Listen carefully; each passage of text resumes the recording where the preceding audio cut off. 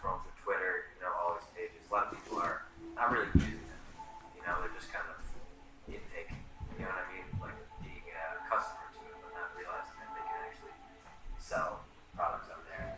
Even though all these pages are making it very easy to see that.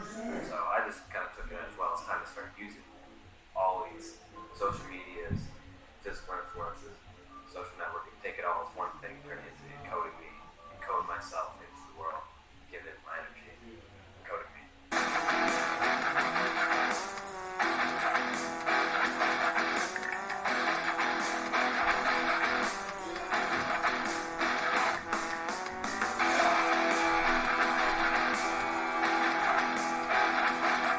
It's always hard to see yourself as being like a stylist to others, I see myself as someone who's dressed this way, dressed that way. But like saying, but using Instagram, Twitter, those things, you have followers, like how you're saying, they follow you. So regardless of that, if they want to use it to whatever way they will, I'm gonna put out my energy. If they want to dress like that, they can. If not, keep dressed like me. Nice. And when do you believe that you first started to be interested in the fashion industry specifically? It's a hard question because I feel like I'm always tipping my toe deeper and deeper into it and like learning more. So I'm just like really young. I like clothes. It's hard to tell when.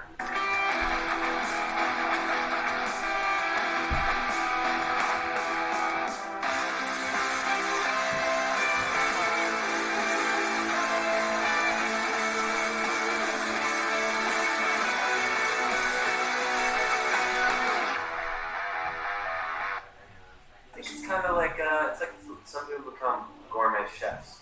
They really fall in love with food, like how they eat. And that's like such a simple thing, but they must have that realization at some point, like I'm just gonna keep making this better, and like really focus on it. But that's just food, What I mean?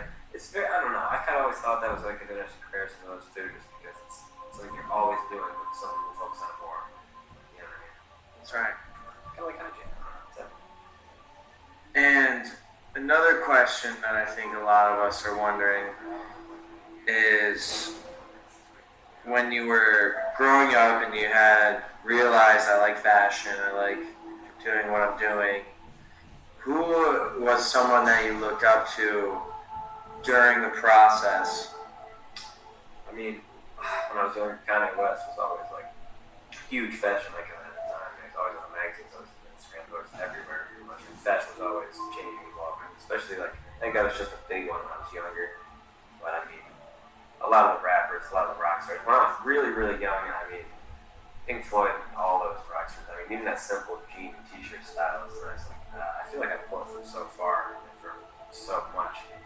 It has been just such an evolution. But you gotta say Kanye for right.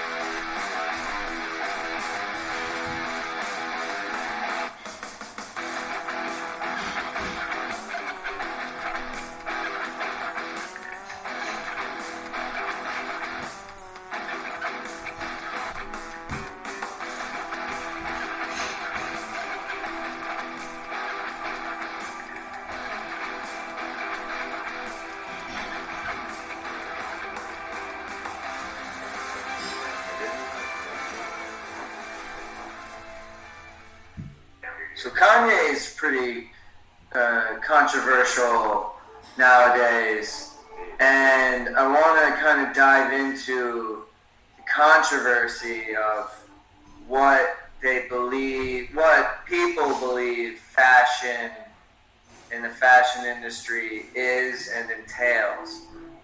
More so how people believe being materialistic is completely unnecessary, and that the fashion industry's brands will like to scheme much higher profit margins due to the low cost of the clothing. Mm-hmm.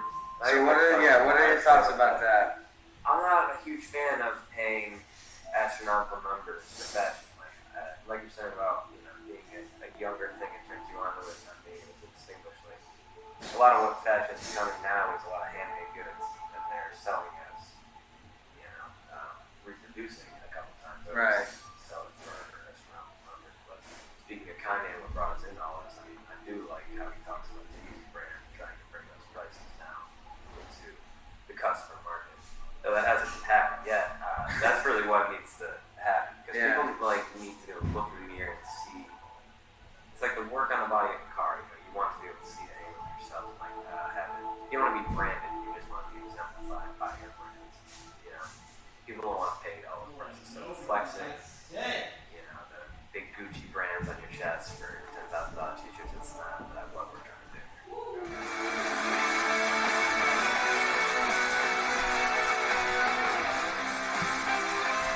So I understand that you brought a cool hoodie along with you to show us. I did, yeah.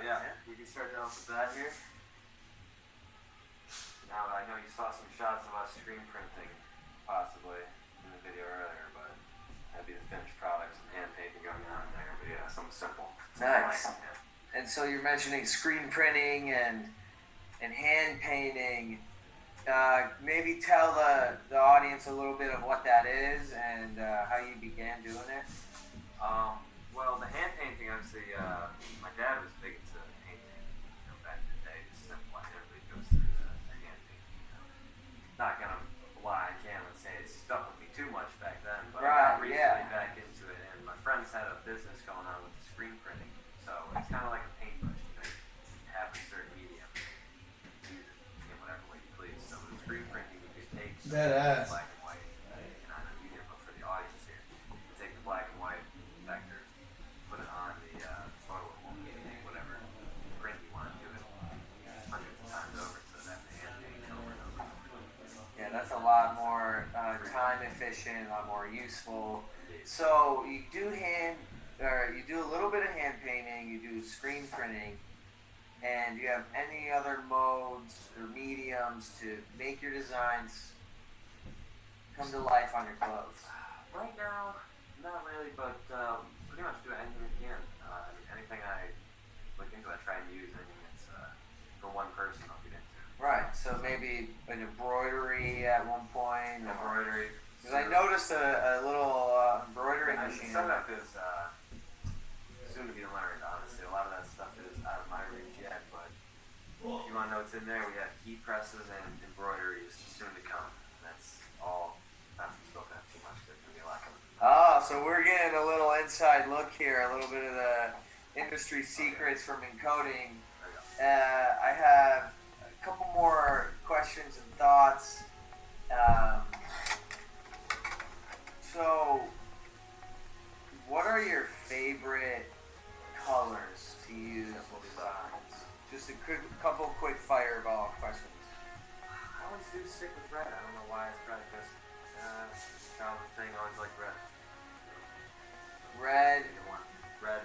We go with neon green a lot. Red, neon green. Bright colors. Made out of something really white and black. Alright, nice. And so, right now I know you're doing t-shirts and you're doing hoodies. Are you looking into footwear, pants, jackets? What's your next step? What's your next, yeah. Would love to do footwear. Right now, honestly, personalized jackets would be great. What you're wearing now is down, but you do some touch-ups on that. Let all be personified. And painting that, something like that, is all handmade. So, that'd probably be just a couple pieces. But yeah, there's a whole bunch. It's not really. Right. And I'm not much of, someone who's indulged heavily in this industry. Is hand painting with the fewer pieces that are made and possibly the variations in the pieces, is that going to add value or does that decrease value? That should add value because people like something personal, and if you're paying that much money for something, you don't want somebody else down the street doing the exact same thing when you get to that level. But a lot of things, when it's like a Nike stripe or Adidas pants, you're gonna want that. That might happen. So are logos, do you think, one of the most important parts of fashion industry brands? One of the most